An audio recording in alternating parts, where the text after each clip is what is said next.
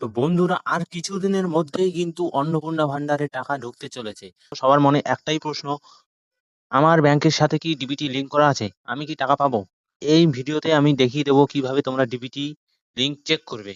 তো চলো দেখিয়ে দিচ্ছি। সবার প্রথমে ক্রোম ব্রাউজার ওপেন করে নিবে। তো ক্রোম ব্রাউজার ওপেন করার পর এখানে সার্চ বক্সে সার্চ করবে মাই আধার। মাই আধার সার্চ করার পর ঠিক এরকম একটি ইন্টারফেস চলে আসবে। এই যে ফার্স্টে যে ওয়েবসাইট আছে এটাতে ক্লিক করবে। সিম্পলি এটাতে ক্লিক করার পর এরকম ইন্টারফেস আসবে। ক্রস চিহ্নতে এই ক্রস চিহ্নতে ক্লিক করবে।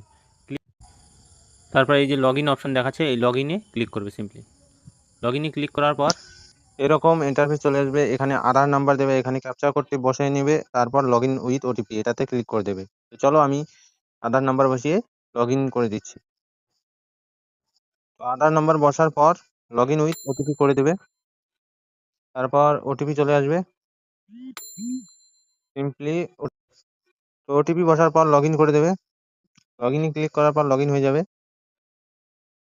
এখানে একটু লোডিং নিচ্ছে। লগ ইন হওয়ার পর এখানে এরকম একটি ইন্টারফেস চলে আসবে। তারপর কিন্তু স্ক্রোল করবে, স্ক্রোল করে দেখবে এখানে ব্যাংক সিটিং স্ট্যাটাস অপশন।